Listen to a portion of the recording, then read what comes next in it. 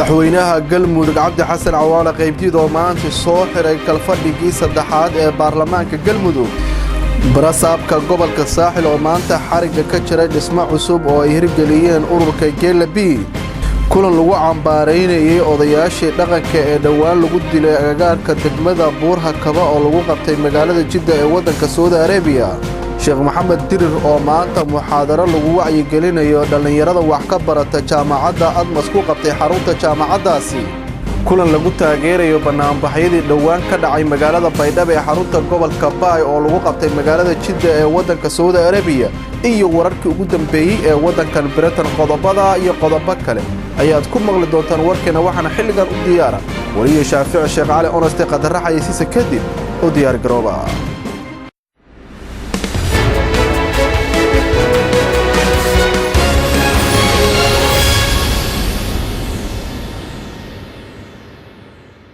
السلام عليكم ورحمة الله تعالى وبركاته داوديال وعن أو وناكسن ميل البوء جوكتان كنا سود وادا وركي رويالتي في أن حلقاني سيتو أصيديغا سوقت بيو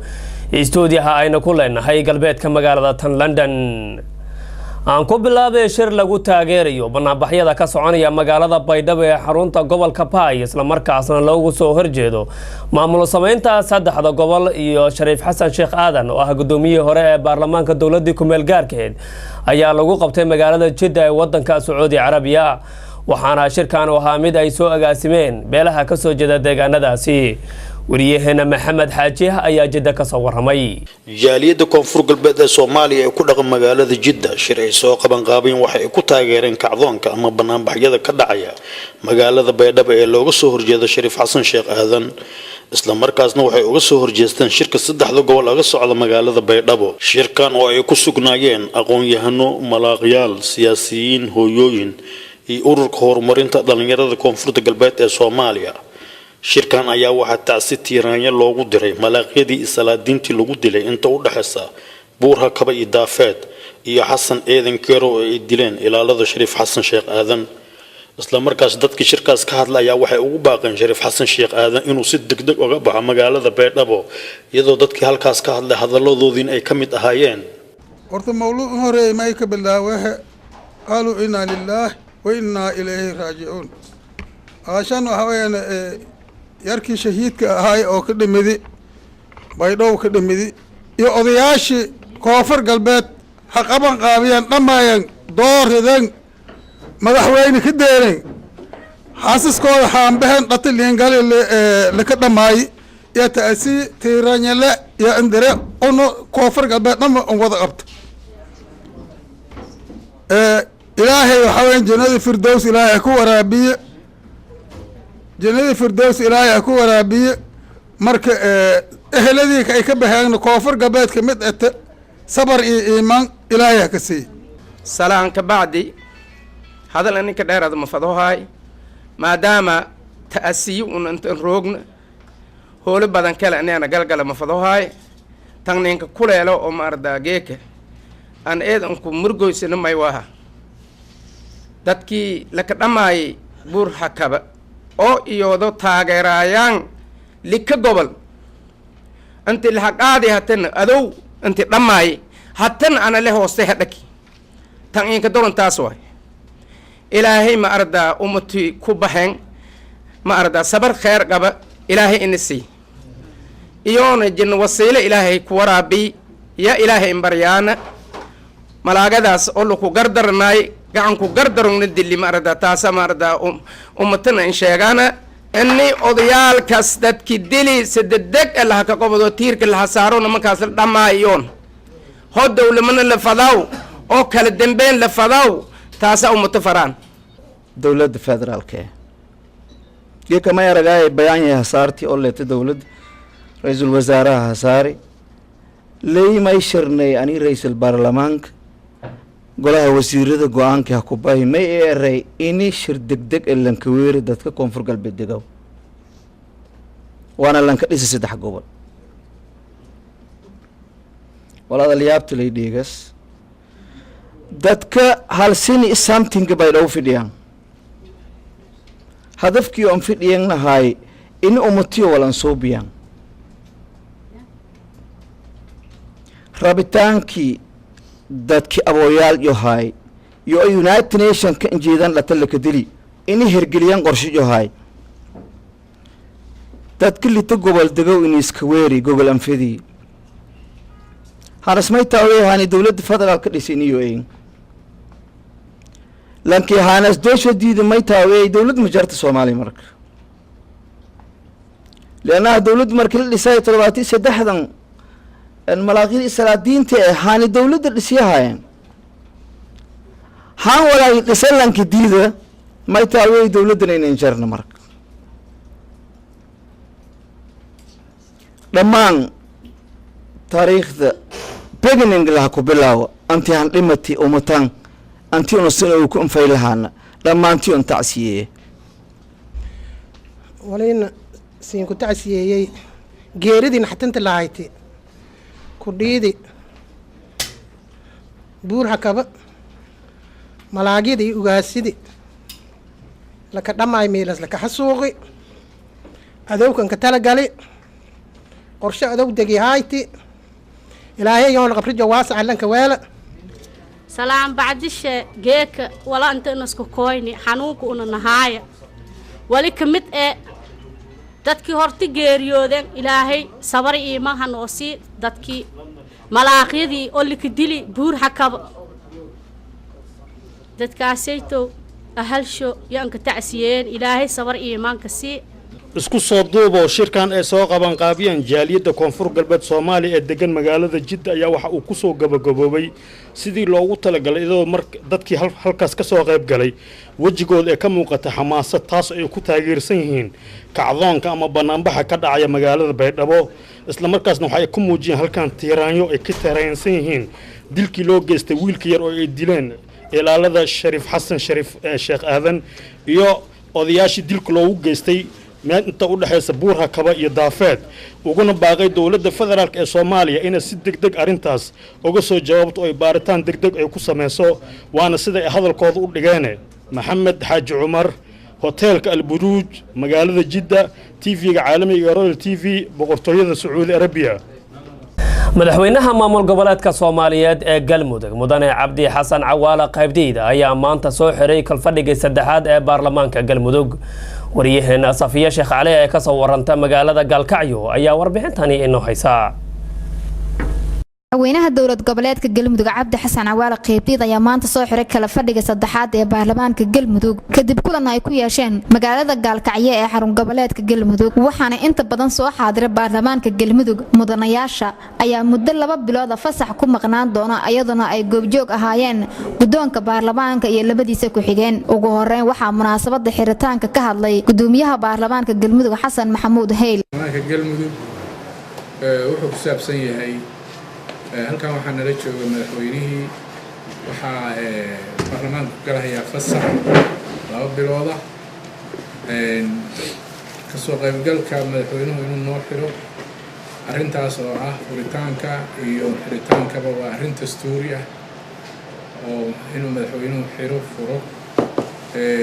waajibaadkiisana ka guto mudane madaxweyne fadhigan maanta la xirahayo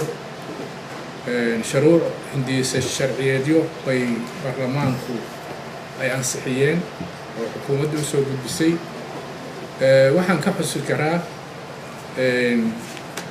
xoogaa isbedela oo golaha wakiiladu ay ku sameeyeen madaxweynaha Galmudug Cabdi Xasan Cawaale qaybdiida oo gabagabadii munaasabada khudbad dheer ka jeediyay ayaa ugu horeyn u mahadceliyay baarlamaanka waxa uuna ka hadlay arrimo quseeya dhanka ammaanka asagoo beesha caalamka iyo dawladda federaalka Soomaaliyeed ugu baaqay inay garab ka siiyaan la dagaalanka ururka Al-Shabaab kuwaas oo uu sheegay inay firxadkooda ay soo galeen deegaanada Galmudug. Assalaamu alaykum wa rahmatullahi wa barakaatuh.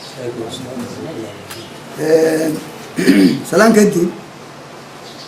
aad iyo aad baan waxaan ugu faraxsanahay iyadoo muddo runtii la soo wada shaqeeyay sanad iyo bar maantana munaasabadan inaan idin kala soo qayb galo xiritaanka baarlamaanka oo galaya fasax inaan idin kala soo qayb galo arrintaas oo arrin dastuuri ah sida uu tilmaamayo qodob ka mid ah dastuurka dowlad goboleedka Galmudug gulufka colaadeed oo lagu qaaday al-shabaab meelaha dadka Soomaaliyeed ay ku dhibaateynayeen oo ay haysteen deegaamada in gacantooda laga xoreeyo waa soo dhaweynaynaa waana horena waa u taageernay haatana waa taageeraynaa arrintaasi laakiin annaga galmudug saameyn gaar ah nagu yeelatay waxa weeye saameynta ay nagu leedahay dadkii firxadkoodii ka soo caraaray meelahaas laga soo eriyey annagiyoon awood lahayn ayay si xoog leh deegaanka ayagiyo hubaysan iyo ayagiyo sacaboolaya laakiin aan ka tanaasulin fidnadii ay dalka Soomaaliya kula dhex jireen ayay soo galeen taas iyada waa mid gacnaha ka badan waxaan baaq u direynaa bulshada caalamka iyo UN-ka iyo ummadda Soomaaliyeedba in arrintaas galmudug gacan in la ka siiyo daadkaasna soo galo nabadgelyo darrada abuuri kara safiyo sheekh cali telefishinka royal gaalkacyo sheekh maxamed dirir oo kamid ah mashaayikhda ku dhaqan magaalada Hargeysa ee xarunta Somaliland ayaa muxaadaro diini ah waxa uu ku qabtay gudaha jaamacadda guud ee Admas ee ku taala magaalada Hargeysa waxaana sheekhu muxaadaradiisu uu kaga hadlayay waajibaadka saaran ardayga wariyaheena Patrick Gosar ee ku sugan magaalada Hargeysa ayaa warbixintani inoo sida kulankani ayaa habeenkii xalayta ahaa ka dhacay barxadda hore ee jaamacadda Admas oo ka mid ah jaamacadaha waaweyn ee Somaliland waxaana kulankani daaranaa muxaadaro magaceedu ahaa waajibaadka diiniga ee saaran ardayda madaxweynaha jaamacadda Admas Ixsaan Cumar Ismaaciil oo goobtaasi ayada ka hadlay ayaa sheegay waxaa maanta sharaf noo ah inuu nala joogo sheekhaynii weynaa الشيخ محمد شيخ عمر درر oo culimada culimooyinka waaweyn ee caanka ku ah geyga waxaan halkan uga mahadnaqayaa anigoo ku hadlaya magaca jaamacadda macallimiinteeda mas'uuliyiinteeda iyo dhammaan ardayda iyo shaqaalahaba uga mahad celinayaa sheekheena sheekh maxamed cumar sheekh maxamed sheekh cumar waqtigiisa qaaliga ah ee uu noo huray si uu noogu soo jeediyo muxaadaro qiimo leh taasoo ku saabsan waajibaad الطالب المسلم أو الطلاب المسلمين topic aad u muhiim ah weeye isagaan u dhaafi doonaa sheekha waxaan idinka codsanayaa inaad sidii lanooga bartay si degan u dhagaysataan su'aalo faa'iido iyo qiimaba u leh idinka iyo bulshadaba aad weydiisaan hadalka ku dheeraan maayo waxaan ku soo dhaweynayaa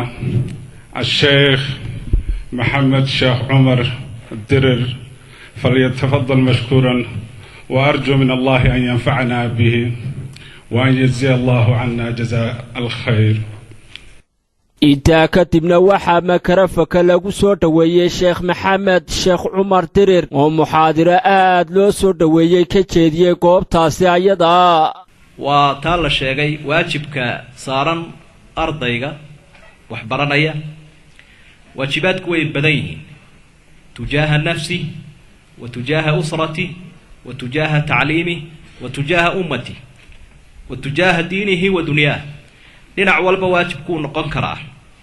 laakiin waxa aan isleeyahay malaha waxaasoo dhan way badan yihiin waxaan ku soo gaabin lahaa mowduuc la xidhiidha at-tanmiya al-bashariya kobcinta qofka bani aadamka ah waliba gaar ahaan mowduuca la xidhiidha tadwiiru daat fi lislaam qofka shakhsiyadiisu siduu u horumarin lahaa iyo siduu islaamku u qiimeeyay arrintaa mowduuca la yidhaahdo horumarinta shakhsiga tadwiiru daat waajibka u yaala ee ardayga ugu horeeya weeye sababtu waxa weeye waxaan filayaa hankiina ama hamigiina waxa weeye muddo kadib aan dheerayn kadib waxa hankiina ku jirta inaad qaadaan mas-uuliyad diineed iyo tii dalka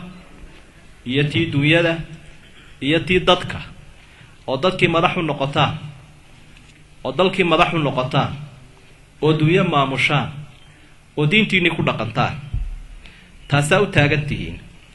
waxoo dhan waxaa ka sii horeeya intaanad intaa maamulin sideed naftaada u maamulaysaa horta markaad naftaada si wanaagsan u maamusho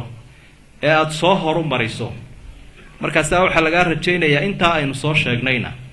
inaad horumar fiican kusoo kordhiso bal ka soo qaad buuri qofka bani aadamka ah cimrigiisi inuu yahay 60 sannadood 60 sannadood waa cumri qaalibka ummadda waayo nabigu calayhi salaatu wasalaam xadiis saxiixa waxa uu ku yidhi cumriga ummaddani waa 60 iyo 70 inta ka dhaxaysa acmaaru lumma mawsuucatu lbuldaan bay kaga waramaan marka ay iclaamka soo bandhigayaan soomaalida waxa ay u muuqdaan inay dadka ugu cimri yarba waxa u dhaxaysa 40 ilaa 50 inta u dhaxaysa ku sheegaanba iyagoo rag iyo dumarkuna dhowrisa sii dheer yihiin marka wuxuu sheekhaasi leeyahay marka aad eegto cimrigaas qofka 60 ah 30 sannadood horta hurday ku tagaa buuri sidoo xisaabiyay inuu soo qaadanaynaa 30 sannadood hurday ku tagaa hala yaabin caaw haddaad guriga ku carrawday guriga maxaa loo tagaa dee hurdaa loo tagaa 8 fiidnimaad tagtay ama 9 baad tagtay 9 subaxnimona waad ka soo baxday dee waa 12 saacadood 12 sariirta iyo agagaarkeeda ayuunbaad joogto waxaad diyaar u ahayd inaad seexato waa seexasho iyo agagaarkeedu 15 sannadoodna waxay ku tageen buu leeyahay ibnu jawsi raximahullah ciyaalnimo oon waxba laga qoraynin oo dee marfuucul qalam u ahaa isugee halkaa 45 sannadood marka la eego 15 sannadood ee soo haray wuxuu ku isticmaalay inteeda badan fi shahawaati walmadaacimi walmakaasib baahihiisa inuu daboolo iyo cunadiisa iyo cabidiisa iyo in yaroo uu shaqaysta buuri intaasuu ku isticmaalayaa inta badan waxa usoo haray buuri wixii aakhiro loo sahay qaadanaya ilaahay lagu raali gelinayay in yar oo laga yaabo inuu ku badan yahay istusnimada iyo qaybuuba inuu xawilan yahay markuu ilaahay hortaagan yahay ama uu maqan yaho meel kale uu ku jeedo marka intii ilaahay hortaagnaana qaflad baa iskaga badatay riyaa iyo sumca iskaga jira bal haddaba aadaanku weydiiyee bimaada tashtari alxayaata alabadiya nolosha qaaliga ah in weligeed laga gaboobayna laga guurayna jannada la idhaahdo maxaad ku iibsanaysaa buuli ila lacagta sidatay saacadahan ay ahayd saacadihiina halkay mareen intoodii badnayd waad arki karaysaa buuli intii aan halkaasi ku sugnaa waxay indhahaygu qabanayeen ardayda dhigata jaamacadda admas oo si weyn u dhagaysanayay una dhuuxayay muxaadiradani ayada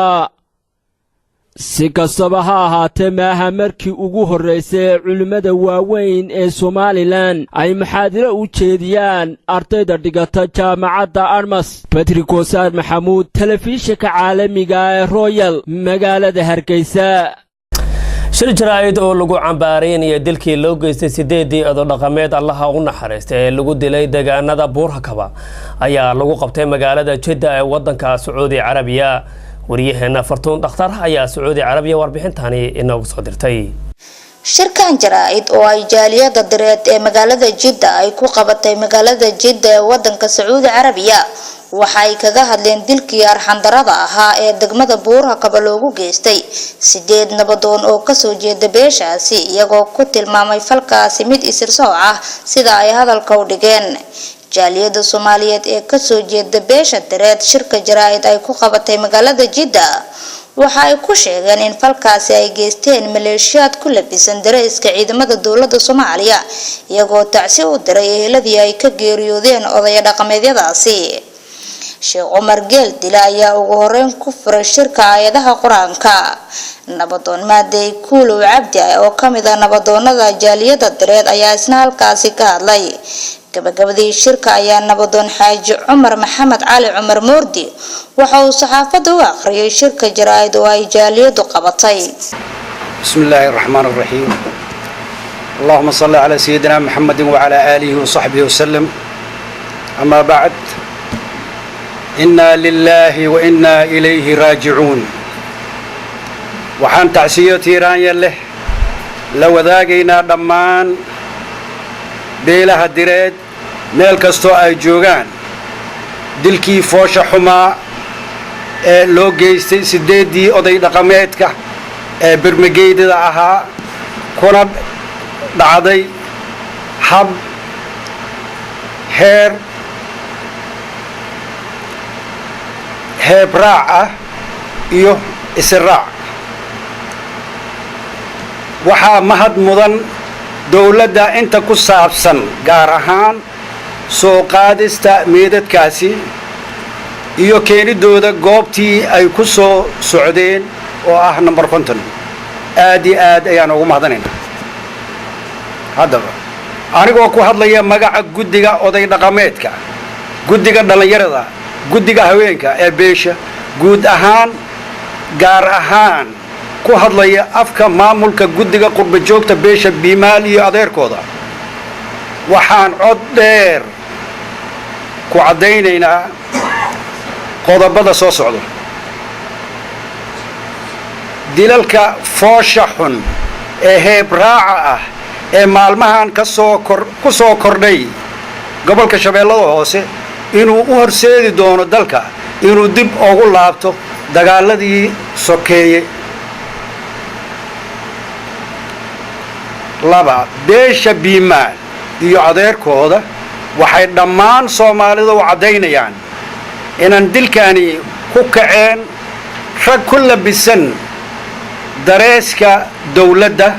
kana soo kacay afgooye, taasi oo ah shirqool ku talagal ahaa kuna sugayeen goobta ay ku dileen odaydani, dibna ugu laabteen halkii ay ka yimideen. dhibaca saddexaad, dilkii loo geystay Sheekh Nuur Garmaqaate toddobaadkii tegey oo ahaa asagana mid heebraac ah ayna geysteen rag dareeska dawladda sita ka tirsan ciidanka dawladda magaalada marka dhexdeeda ka dhacday. intaaba waa heebraac loo geysanayo dadka deegaanka. waxaan madax sare dawladda ka sugaynaa inay si degdeg ah u soo qabtaan inta falalkaasi geystay si looga baxsado falalka burburinta dawladnimada. ugu dambeyntii waxaan halkaani ka caddaynaynaa in dadka gobolka u dhashay aysan aqbali doonin qoorqabad iyo xaqlumin, kuna filan intii hore xaqooda loo lunsaday. wixii intaa ka dambeeyana ay xor u yihiin halka ay ka tirsanaan doonaan, ayna ka helayaan tixgelintooda gaarka ah. intaasi waxaan ku soo koobnay shirkeennii shir jaraa'idka. waadna mahadsantihiin. asalaamu calaykum waraxmatullahi wabarakaatu. shirkan jaraa'id oo ay jaaliyada direed ee magaalada Jidda ay ku qabteen magaalada Jidda ayaa waxa ay kaga hadleen dilkii arxandarada ahaa ee degmada Buurhakaba loogu geystay odayaal dhaqameedyo ka soo jeeda beelahaasi, iyagoo gabagabadii shirkan tacsi ugu diray dadkii ku geeriyooday dilkaasi. Fartoon Dhakhtar, Royal TV, Jidda. barasaabka gobolka Saaxil ayaa maanta xariga ka jaray dhismo cusub oo ay hirgeliyeen ururka GLB ee ka howlgala dekada magaalada Berbera. wariyaheena Cabdifataax Maxamed Cige ayaa Berbera ka soo diray warbixintani. munaasabad ballaaran oo xariga lagaga jaraya dhismayaal cusub oo ay dhisteen ururka muruqmaalka ah ee ka howlgala dekada Berbera iyo waliba gawaadhi ay soo iibsadeen. munaasabadaasi oo ay ka soo qayb galeen barasaabka gobolka Saaxil Cali Maxamed Cilmi, duqa degmada Berbera Cabdishakuur Maxamuud Xasan Ciidin iyo waliba maareeyaha dekada Berbera Injineer Cali Cumar Maxamed Cali Xorxor. waxaana ugu horeyn halkaasi ka hadlay gudoomiyaha GLB Maxamuud Cumar Cabdi Dhaab oo isagu faahfaahin ka bixiyay waxqabadka ay sameeyeen. waxaana ka mid ahaa hadaladiisii sida GLB wuxuu baa jirqin buu lahaan jiray oo huug buu lahaa waxba xamaal jiray. wadanka waxa ka socda harumar ballaaran oo hara loo socdo. waxaan ku fikiray inaan harumarka wadanka ka qayb galno oo aan horumarino anaguna ururkayga. gurigan baanu dhisnay, gaadhigan baanu iibsanay, haddii bidi ka sileeyahay himladeeda waxaanu ku hamiyeynaa inaanu mustaqbalkana mid ka sii badan haddaanu noolnahay aanu u horseedno insha allah. ururkayguna uu urur hormaray uu noqdo. wata gurigan iyo gaadhigan waxa iibsay waa GLB. uu ka qaalisay guriga kale oo 300 iyo sagaal ayaa wada leh. guryaha kale meel ku qaalisaneen waa gaashaanbuur waxa weeyaan waa dan wadaag waxa weeyaan xeer bay ku wada shaqaystaan waxaa ka dhaxaya tacabka بسم الله الرحمن الرحيم ربنا نستعين على امور الدنيا والدين marka hore ilaahay baa mahad leh marka labaad anaga farxad waxay nagu tahay in geela bi maanta geela bay berber taqaana ana marka la taqaana waa hanti ma guurta ah waxa laha geela laakiin haddii maanta dhinaca ka soo dhaafayaan oo geela bi isaguna uu dhistay oo wax qabadkan uu hantidiisii isagu iska ururiyay ay maanta ku wada bahoobeen waxa leeyahay waa soo dhaweynaa waxaan jecelahay ka inaan ka sii yara faa'iideysto qodobo geela 317 guri ayaa laga sugayaa oo ay doodo hoose siisay oo la doonaya inay dhistaan oo sharciyadoodii gacanta ku haystaan anaguna waxaan diyaar lanahay in adeegii bulshada oo dhan ay helaan insha Allah tacaala gabagabadiina waxaa hadalka soo afmeeray barasaabka gobolka saaxil cali maxamed cilmi isla markaasina xariga ka jaray dhismahaasi isla markaasina sheegay inay dadaalkooda si laban laabaan oo ay halkaasi ka sii wadaan waxa maanta taariikhda ku suntan in dadku waxa la yiraahdo gacmo wada jir bay wax ku gooyaan in maanta geela bi uu yeesho hanti maguuraan ka wada dhaxaysa hantida maguuraanka ka wada dhaxaysa geela horu lahaa runtii waxa lagu farxo waxa weeyaan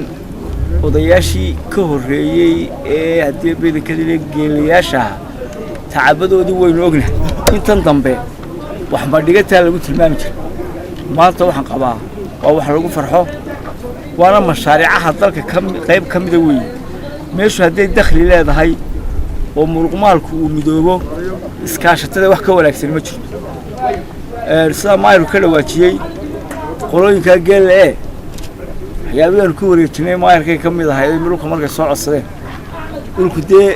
dadka kama xigtaan hadaa dhisi weydaan waxaan leenahay taana dardar geliya saa maayarku sheego qoladaasuna ha dhisto contribution baa ku dhisaysaan raxmaan maxamed cige TV-ga caalamiga ee Royal magaalada Berbera mahadsanid daawadayaal guud ahaan qodobkaasi ayaanu jecelnahay inaan ku soo gabagabayno warkii oo si toos uga daawanaysan TV-ga caalamiga ee Royal warkana waxa idila socodsiinaya anigoo ah Shaafici Sheekh Cali Wanaysti tan intaanu dib u kulmo doona warka mid lamid ah aniga iyo khiyaartii kale warka igala qayb gasho isku duban waxa idin leenahay assalaamu calaykum wa rahmatullaahi ta'ala wa barakaatuh